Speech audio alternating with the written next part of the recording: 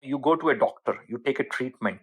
When you have an ailment, you get disease, you feel sick, then you try and stop eating certain things which may be causing some issues, or you go to a doctor, get a prescription, or do even the Ayurvedic treatments or say alternate therapies. But that is only when you get sick. In holistic well being, we teach that we should do not just focus on your health when you are sick. Start focusing on health in day to day life, like eating. Eat like you are taking a medicine. Your food should not be something which will give you disease, it should be which will give you health. So the holistic well-being idea of treating the whole person rather than just addressing specific physical or mental health issues, it also encompasses the physical, mental, emotional and spiritual aspects of person's life. So you may be feeling healthy but from your physical body, but if you have some stress which will lead to secretion of certain hormones, cortisol, and so many negative hormones that will ultimately lead to some ailment or some disease in the future. So you have to be healthy mentally. You have to be emotionally sound, in sync with yourself. You should be feeling good, happy with your family, with your surrounding. You should be being aware about breathing techniques, yoga, meditation. These are also ways to balance out your overall well-being. So a combination of mental, physical, emotional and spiritual aspects of person's life will constitute holistic well-being. The goal of holistic well-being is to achieve balance and harmony in all aspects of one's life in order to lead a fulfilling and meaningful existence.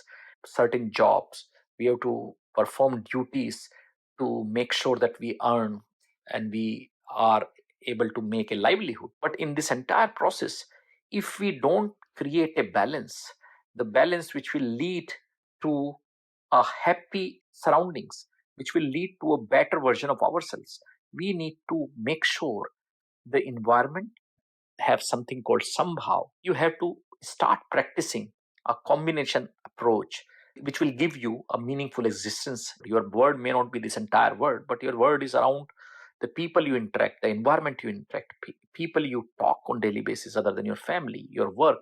I would say a meaningful existence. You can live in harmony with yourself, with your surroundings wherever you are. And that is ideally, if you call, is a way of holistic well-being. You can achieve this through a variety of practices, as I told you: meditation, yoga, healthy eating, regular exercise, and connecting with nature. Have just a walk in a forest or maybe around your backyard, green. Just give time yourself. As I told in multiple videos, we don't give time to ourselves. We are always with our tablets, phones, TV. We have to start coming out from those external factors which we use to feel happy. We have to connect with ourselves, self reflect, do meditation. And if we do all these things, we will be really, really happy and holistic health will be achieved. Now, I was asked, can I give a very simple example of holistic well being? What would be in a person's life? A person who makes a conscious effort, please remember conscious, because most of the time we are driven, and I have told in many videos, with our subconscious mind, the activities we record. We do sleepwalk in a day. We are always driven by subconscious data. But if we start bringing consciousness to whatever we do, we become more sensitive, we become more careful, our physical, mental, emotional, and spiritual health. So, any person who is conscious in, or you can say awareness, if you are being aware, if you are being conscious in whatever you are doing brushing, you are doing talking to someone, if you watch yourself, if you become drishta, you have to make sure that you are sensitive enough about your surroundings.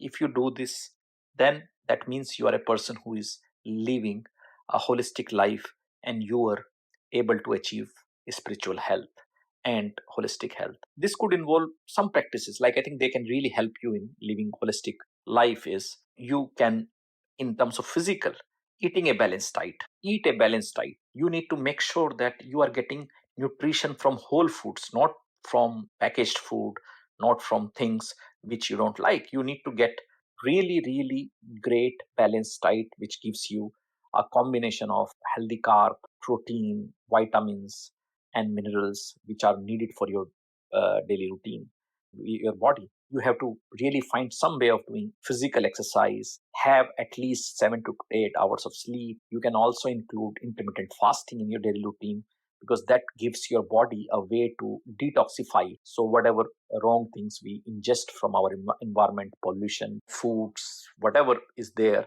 it can be cleared out. So, it's a great way of doing intermittent fasting every day, about 16 hours. And then you can also do 1 to 2 days fast in a week. So that way you'll be taking care of physical health. Now comes the mental aspect. You should start practicing mindfulness and do some sort of meditation. You can look at those self reflection meditation techniques. You should set goals and you should start learning new skills. Learn something new. It helps to bring new brain connections into your brain. So that is a way to keep your mental health. Happiness, a lot of hormones get secreted, happy hormones, when you try and learn something new. So there is a full video on that you can watch. Then comes the emotional aspect. If you are engaging with your family, with your surrounding, with people, sometimes you may be feeling down. So therapy, counseling, when I say counseling, talking to a friend, your family member, that you are feeling down, you have some problem, some challenges, have discussions. By this, you can take care of your downturn times where you are not feeling good, not feeling great, by talking to people, working with positive relationships, and finding healthy ways of coping with stress. And that is one of the ways is you do breathing exercise, meditation, self-reflection, you walk on a grass, you breathe air, you do a lot of these aspects which will take care of emotional intelligence. And obviously the next one is, which is I always say, that to IQ to HQ to EQ to SQ. So we go from intelligence quotient, and then we have to do health quotient, and then we have to do emotional quotient, and then finally we have to do spiritual quotient. So when on the spiritual side of things, we should start practicing spirituality. It could be sometimes religion, but I always say religion and spirituality are two different aspects. You could be spiritual, may not be practicing something religious. So that's your choice. But I think have something to anchor yourself, purpose, discovering your purpose. Sometimes reading through books which are written by great saints can give you a new perspective to life. So there are different ways engaging in helping others, trying to set sometimes to do, I wouldn't call charity, or sometimes working for others, feeling about others, being more sensitive about surroundings. So this will give you a spiritual well-being.